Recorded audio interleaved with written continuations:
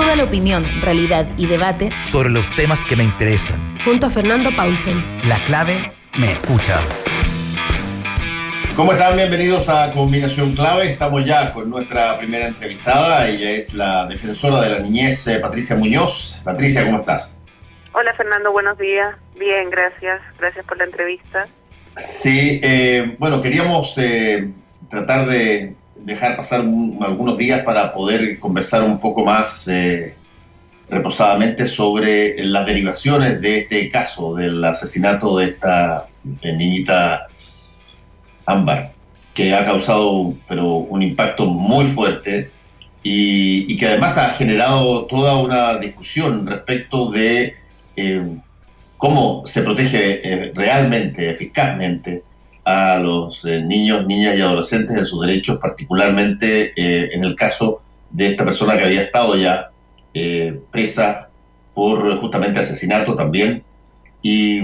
ahí ha surgido toda una derivación en torno a, primero, cómo es posible que se pueda dar la libertad condicional a una persona en estas condiciones, cuáles son las leyes, digamos, que permiten que se pueda generar una situación de este tipo. Y para eso, Patricia, a ver si nos pones en perspectiva un poquitito si este caso es algo, llamémoslo así, atípico, excepcional, o esto eventualmente podría ocurrir todas las veces que se presentara un caso de libertad condicional ante un tribunal. Sí, bueno, yo creo que la situación personal y particular de este imputado es efectivamente pocas veces vista, digamos, sus características personales, el tipo de delito por el cual había sido condenado y todos esos antecedentes hacen que sea una situación diversa de lo que involucra probablemente a otras personas que han sido beneficiadas con la libertad condicional. En ese sentido, resaltar que efectivamente él obtiene este beneficio el año 2016,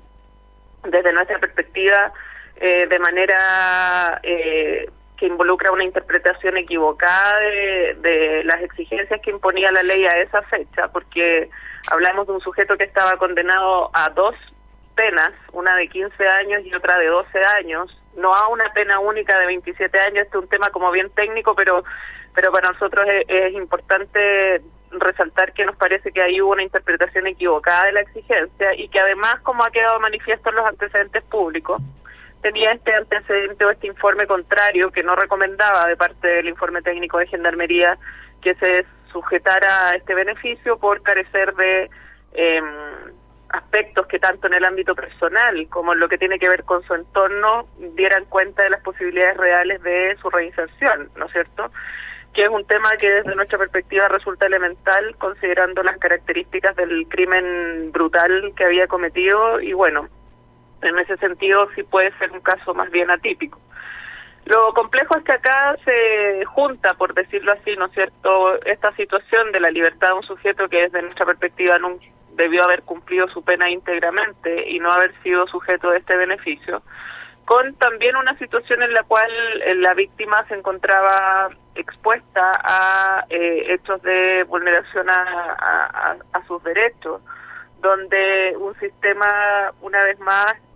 no ha sido capaz de brindar efectiva protección y prevención de situaciones de vulneración. Relevando además, Fernando, como también ha quedado de manifiesto, que la víctima se va del lugar donde estaba este sujeto porque precisamente no quería compartir su espacio vital con él y con la finalidad de protegerse finalmente se resguarda viviendo con una tía en otro domicilio. Por lo tanto hubo también una actividad de parte de ella de alejarse de este sujeto que finalmente tampoco surtió efecto porque en esta cosa extraña de que el pago de la pensión de alimentos seguía entregándose a su madre y no se le entregaba directamente, motivó que ella concurriera a ese domicilio. Ahora, Patricia, ¿qué posibilita que un tribunal otorgue una libertad condicional a alguien que había sido condenado por asesinato por homicidio a su mujer, a su hijo? ¿Cuáles son las condiciones que la ley permite para que un juez o varios jueces determinen que la persona puede acceder a la libertad condicional? en estas condiciones. Claro, los requisitos tienen que ver con que se haya cumplido la mitad de la pena y es ahí donde yo te planteo esta diferencia que nosotros tenemos en orden a la interpretación que se hizo por parte de la Comisión en su oportunidad respecto del cálculo que hicieron para determinar que se podía entender que él estaba cumpliendo los requisitos, porque no hablábamos de 27 años en términos de una pena única, sino que eran 2 penas que tenían que cumplirse sucesivamente. Primero la de 15 años, después la de 12 años, y por lo tanto desde ahí nos parece que hay un tema del cálculo, pero también como otro de los requisitos está puesto en la buena conducta al interior del penal o irreprochable conducta, cosa que es bastante habitual en sujetos de las características de este imputado, como también, por ejemplo, en sujetos que son condenados por agresiones sexuales que al interior de los penales tienen características ejemplares casi. Entonces, ese requisito casi se da por descontado. Y luego un tercer requisito que tiene que ver con la entrega por parte de Gendarmería de Chile de un informe técnico, que es el que yo he hecho referencia antes, que tiene que ver con analizar las condiciones personales, ¿no es cierto? Se hace un abordaje desde el punto de vista psicológico y social para determinar si es que está en condiciones de poder obtener este beneficio. El tema es que ese informe no es vinculante para la comisión. Esto quiere decir que no es que si el informe dice que no puede o que no se recomienda, la comisión tenga que necesariamente negar el beneficio. ¿Me explico? Sí. Sino que es una recomendación y por lo tanto la comisión tiene la facultad de tomar en cuenta o no esa recomendación sobre la base de el análisis completo del caso y todos los antecedentes. Entonces ahí es donde uno se plantea qué tipo de revisión se hace, en este caso en particular, considerando precisamente lo que tú planteas, el crimen brutal por el cual había sido condenado. No nos olvidemos que no solo asesinó a una mujer, que era su pareja, sino que también asesinó a Kenito, que era el hijo de su pareja, que tenía tan solo 9 años de edad. Entonces, ciertamente hay un contexto también al que se adiciona, por cierto, los antecedentes que quedaron de manifiesto también en el fallo por el cual se condenó, donde a este sujeto se le evaluó, por ejemplo, psicológica y psiquiátricamente, determinando características de personalidad que evidentemente al análisis de quienes deben determinar si corresponde o no que un sujeto de esta naturaleza esté en libertad, desde nuestra perspectiva debió considerarse de otra forma. Sumando a ello entonces el informe de Gendarmería, que planteaba, por ejemplo, que no tenía congruencia en su relato, que no se planteaba planes o metas en la adquisición de herramientas para poder tener un adecuado proceso de reinserción, que la única finalidad, y esto es importante, era al pedir, al entregar información en los informes que se le estaban haciendo, era la instrumentalización para obtener el beneficio intrapenitenciario, y no como una alternativa real de cambio de vida, y así muchos otros antecedentes que desde nuestra perspectiva hacían necesario considerar o rechazar más bien esta petición. Si hablamos de un sujeto que se acomoda una actitud omnipotente, que carece de empatía, que se victimizaba a él y no ponía en relación con el delito que había cometido y por el cual había sido condenado, no ponía en ningún momento sobre la mesa la victimización irreversible que había cometido en contra de Verónica y Kenito, sino que era él la víctima de esta situación. Entonces, a nosotros nos parece que son antecedentes que evidentemente dan cuenta de que ese informe y todo el antecedente del caso ha meritado otra decisión, pero bueno, finalmente esto se produce de otra manera y genera las consecuencias que al menos desde nuestra perspectiva, con la imputación que se hizo ayer y los antecedentes probatorios existentes, dejan de manifiesto que era un sujeto que nunca debió haber tenido la libertad.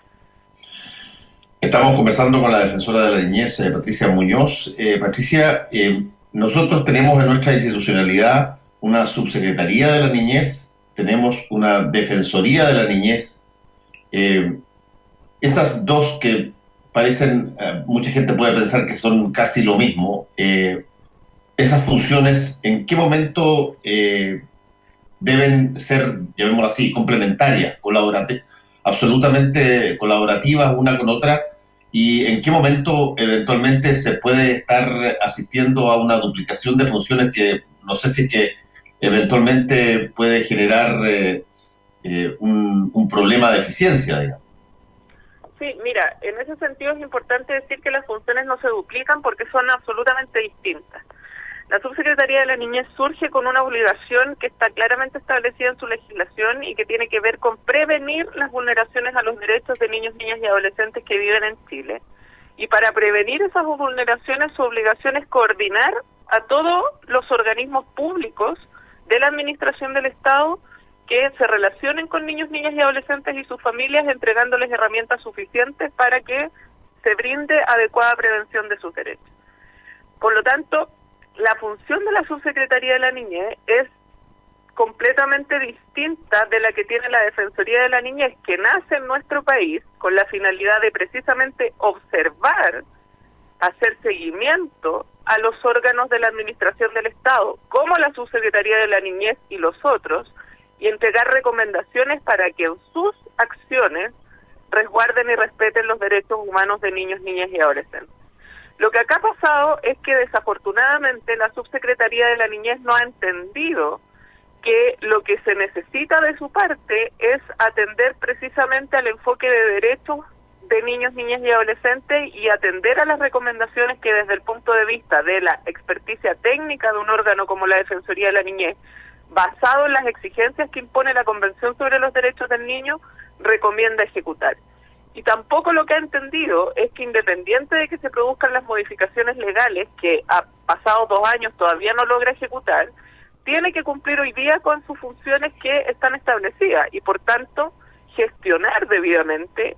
lo que tiene que ver con la actuación de otros órganos que se relacionan con niños, niñas y adolescentes. Ministerio de Educación, Salud, Cultura, Deporte, todo lo que tenga relación con niños, niñas y adolescentes para prevenir las vulneraciones, porque en estricto rigor,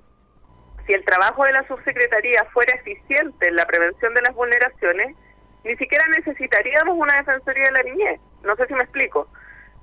Porque esta institución que nace, que es la que yo dirijo, tiene que ver en definitiva con lograr que todos los órganos del Estado y la sociedad también entienda de qué manera se deben comportar respetando los derechos fundamentales de niños, niñas y adolescentes. Pero la gestión interna en términos de cómo el intersector, los ministerios, los órganos públicos de la administración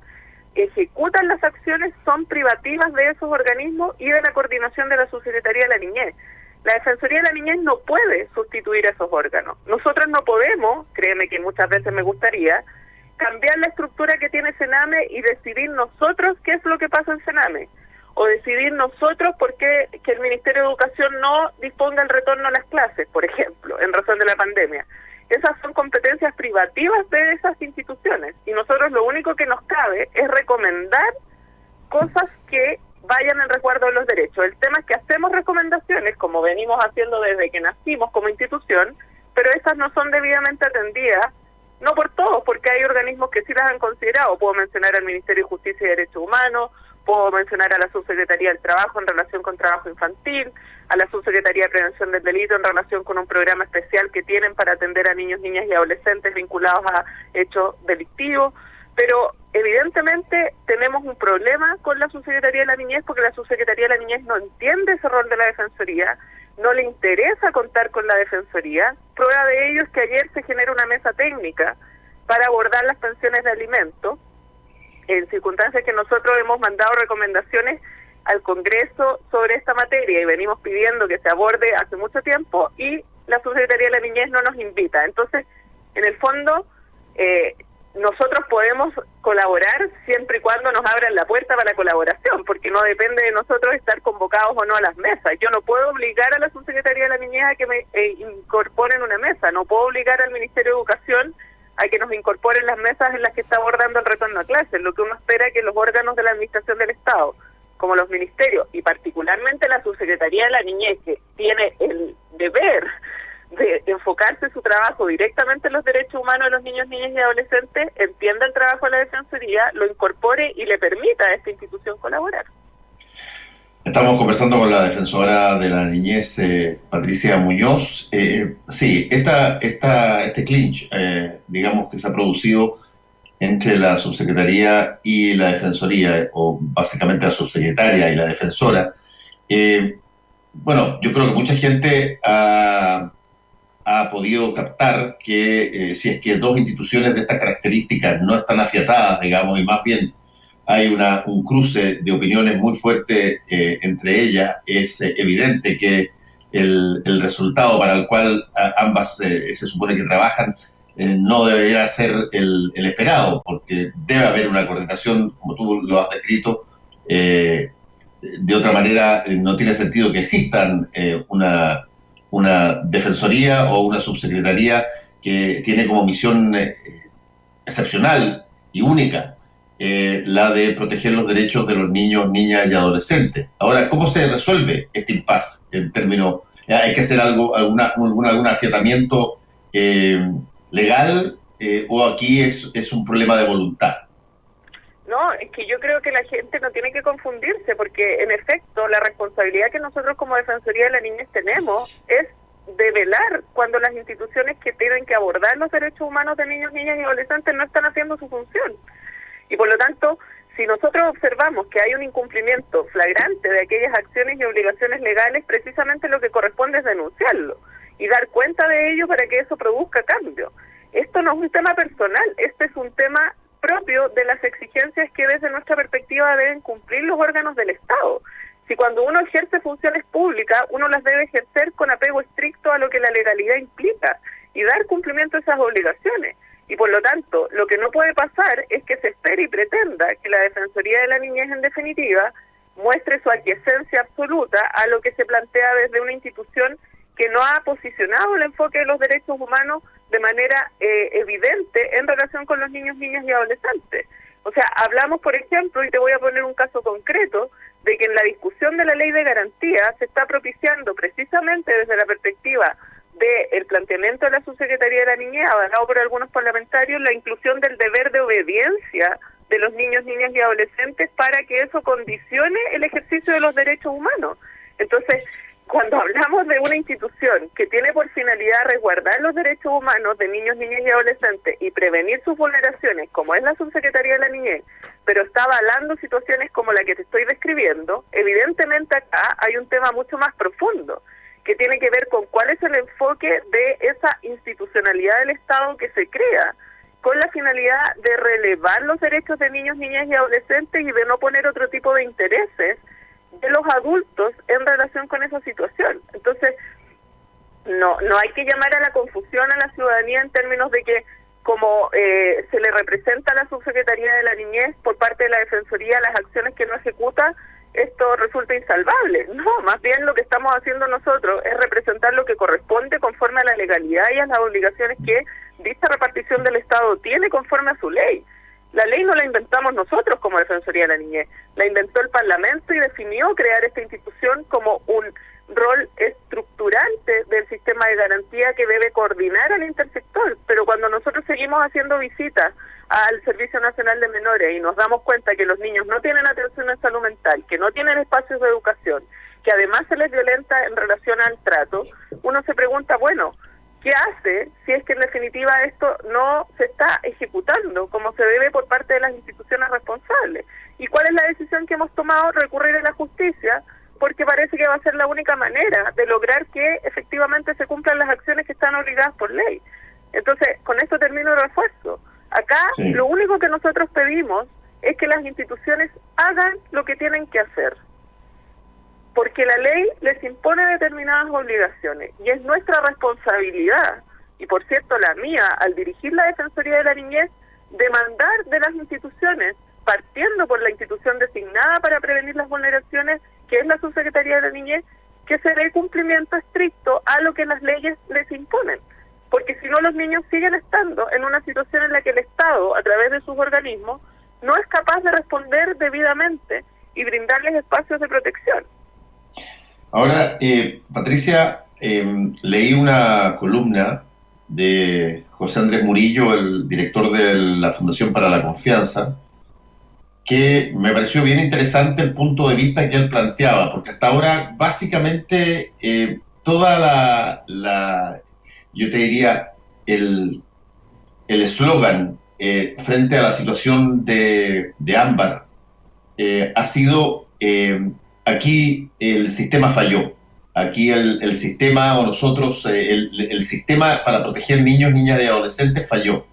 Y la tesis que plantea José Andrés Murillo es que el sistema no falló, es que el sistema está diseñado con estas cosas que no han sido resueltas, y por lo tanto el sistema actuó en este caso a través de la posibilidad de que una persona que ya había matado antes a su pareja y al hijo de su pareja pudiera tener una interpretación a los ojos de las personas que eventualmente estaban considerando su posibilidad de que saliera en libertad condicional y pudiera salir. Y eso, planteaba José Andrés, es algo que nosotros metimos en el sistema. La ley metió en el sistema. No es algo que falló porque, no se dieron cuenta. Las leyes permitieron que las cosas sucedieran así, por lo tanto hay que revisar el proceso completo de legislación para justamente garantizar que estas cosas no se repitan. ¿Qué tanto crees tú que la cosa es así? O sea, yo estoy de acuerdo, pero tengo algunos matices. A mí me parece que está bien y que efectivamente, además, cuando se habla del sistema, es no dar cuenta de quiénes son los involucrados en ese sistema. Y yo he insistido firmemente en que cuando todos son responsables, nadie es responsable. Y a mí me parece que eso dificulta que se avance porque las modificaciones no se ponen donde se tienen que poner. Yo efectivamente creo que hay un tema de diseño, particularmente en lo que hablábamos y lo que tiene que ver con la libertad condicional, que responde a que la política transversalmente, no solo en este gobierno, no ha entendido que es imprescindible un sistema de ejecución de penas y no seguir parchando la ley de libertades condicionales. Pero en el fondo eso requiere decisión y voluntad política porque requiere también inversión y ningún gobierno ha querido hacerlo. Pero también creo que revisado y con la necesidad de que surja la ley de garantía, ¿no es cierto?, que es la que he hecho referencia, que se encuentra en tramitación hace 5 años en el Congreso y que lleva 2 años con ya la subsecretaría tramitándola y aún no logra salir. En definitiva, evidentemente esa ley lo que pretende es generar claridades en términos de los derechos que deben ser garantizados, porque acá se trata de que el Estado haga eso, garantice derechos, que es la obligación que ha adquirido con la ratificación de la Convención, y que también establezca mecanismos precisamente para exigir el cumplimiento de esos derechos. Si bien eso es imprescindible y urgente, lo que no puede dejarse de decir, y en esto tengo el matiz con la columna de José Andrés, es que hoy día las instituciones del Estado tienen obligaciones que cumplir. Y desde mi perspectiva, cuando se ejerce una función pública, el cumplimiento de las funciones debe ser con estándares suficientes para satisfacer a quienes están entregando su servicio. Porque de otra manera, sostener que si el sistema no se cambia, esto tiene que seguir pasando, es avalar que a pesar de que existan obligaciones legales para los órganos del Estado hoy día, pueden no cumplirlas porque en definitiva mientras no haya una nueva legislación o un nuevo sistema no deben cumplirlas. No sé si me explico. Entonces,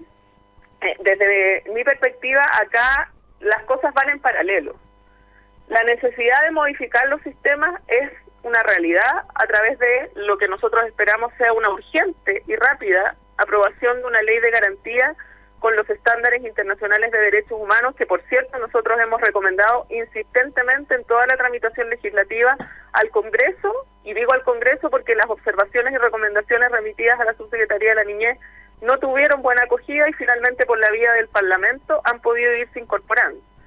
Pero en paralelo, el país necesita que se cumplan las obligaciones que esa institución tiene y que todos los organismos públicos tienen en relación con niños, niñas y adolescentes. Porque la justificación no puede ser, es que mientras no surja la ley, nosotros miramos como desde acá qué es lo que pasa, pero no ejecutamos nuestras labores. Y te pongo solo algunos ejemplos. La obligación de dar y entregar herramientas a las familias para realizar una crianza cuidadosa, respetuosa, que no implique necesariamente maltrato, es una obligación de la Subsecretaría de la Niñez. Tú te vas a la página web donde está losniñosprimero.gov.cl y revisas qué es lo que ha pasado en ese cumplimiento de esa función y te dice en proceso, porque no se han ejecutado acciones directas en esa materia.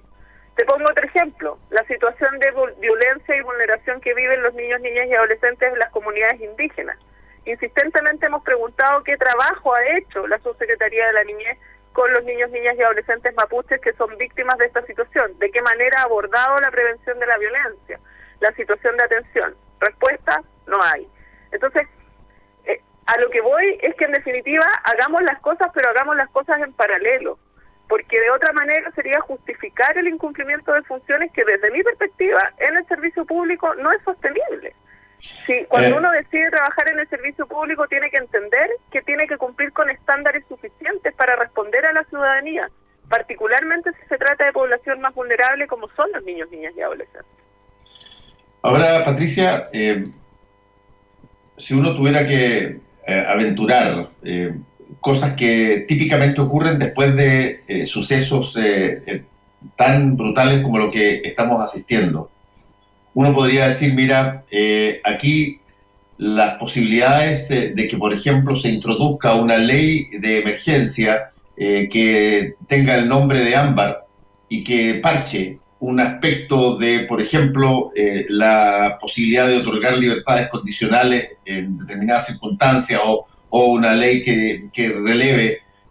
los informes de gendarmería por sobre el estándar actualmente aceptado, las posibilidades de que eso ocurra es muy alto. La legislación de emergencia se hace siempre cuando pasa algo calamitoso, se le pone el nombre de la persona o la víctima que generó esa legislación y finalmente se parcha un hoyito de un proceso que eventualmente, hasta que tengamos otra situación que no se previó en términos generales, vuelve a parcharse de nuevo con la misma forma y con un nuevo nombre. ¿Qué es lo que tú sientes que habría que hacer en términos de generar las condiciones para que esto tuviera una mínima chance de que volviera a pasar? Porque puede ser que eventualmente las cosas ocurran, pero que las probabilidades sean infinitamente superiores a favor de que se garanticen los derechos de los niños, niñas y adolescentes. ¿Qué habría que hacer? ¿Es un problema legislativo? ¿Es un problema de aplicar funciones que ya están contenidas y que no se aplican? ¿Dónde está el eje para solucionar este problema? Sí, mira, en ese sentido yo creo que la mejor forma de reconocer a quienes han sido víctimas de situaciones tan brutales como las que conocemos en el caso de Ámbar y también de otros niños, niñas y adolescentes o de cualquier otra víctima, no es ponerle una ley, un nombre y un parche, sino que es corregir un sistema de manera real y que exista la voluntad política para, de una vez, enfrentar lo que desde el punto de vista técnico y con evidencia los expertos sostienen en relación con este tipo de ámbitos. Y en ese sentido, vuelvo a insistir en que a mí me parece que queda de manifiesto que la política siempre va detrás. Y digo la política porque es general y es transversal, no es de este gobierno, es general. Entonces, ahora se anuncia la prioridad y empiezan a salir todas las urgencias legislativas de acuerdo a la situación que aparece con este caso tan brutal. Pero lo que yo espero es que no se parche, porque yo creo que la ciudadanía tampoco merece que se estén parchando las legislaciones, sino que se establezca una modificación estructural que haga un sistema eficiente. Y los parches que tú describes no van a ser un sistema de ejecución de penas eficiente. Y por tanto, desde ahí se sigue de alguna forma utilizando esta situación tan dolorosa para efectos de poner puntos y énfasis que en definitiva podrían asimilarse, si me permites, al corte cinta, ¿no es cierto?, pero que en realidad no tienen un impacto considerable en que la comunidad luego encuentre respuesta. Y por eso es que para nosotros como Defensoría de los Derechos de la Niñez, cada vez que emitimos una recomendación al Ejecutivo o a los órganos específicos del Estado, lo hacemos poniendo el énfasis en la necesidad de que las cosas cambien de manera estructural, porque de otro modo tú no puedes reducir, como tú lo planteas, las probabilidades de que una situación de esta naturaleza vuelva a ocurrir. Nunca vas a poder asegurar que se va a evitar, ojalá tuviéramos esa posibilidad, pero tal como tú dices, acá se trata de minimizar al máximo las posibilidades de que situaciones tan brutales y que afectan a los niños, niñas y adolescentes se reproduzcan. Y con parches como los anunciados, eso no va a ocurrir, porque acá lo que necesitamos es bien claro. es un sistema de garantías de la niñez que está entrampado en el Congreso por cosas que evidentemente han sido de alguna manera avaladas por la Subsecretaría de la Niñez, como esto del deber de obediencia, esto de que el derecho de los padres vendría a ser contradicho por la autonomía progresiva, lo que por lo demás no es real, y cosas de esa naturaleza. Y en lo que dice relación con las libertades condicionales, lo que se necesita es un sistema de ejecución de pena. Pero eso involucra mirar la situación carcelaria desde una perspectiva omnicomprensiva, que además incorpore la satisfacción suficiente de recursos para abordar la situación de la reinserción y para propender a las mejoras que Gendarmería de Chile necesita en ese ámbito, con la profundización técnica y especializada que eso requiere. Y ninguna de estas leyes anunciadas, y las que puedan seguir siendo anunciadas, va a hacer eso si es que no se transforma el sistema de manera real, como por cierto los expertos lo han venido pidiendo y quienes trabajamos en el sistema penal también lo hemos venido pidiendo, o al menos diciendo desde los entornos en los cuales nos desenvolvemos. Patricia Muñoz, defensora de la niñez, muchas gracias por este contacto con Combinación Clave, que te vaya muy bien. Gracias a ti, Fernando, buenos días, que estén muy bien. Chao.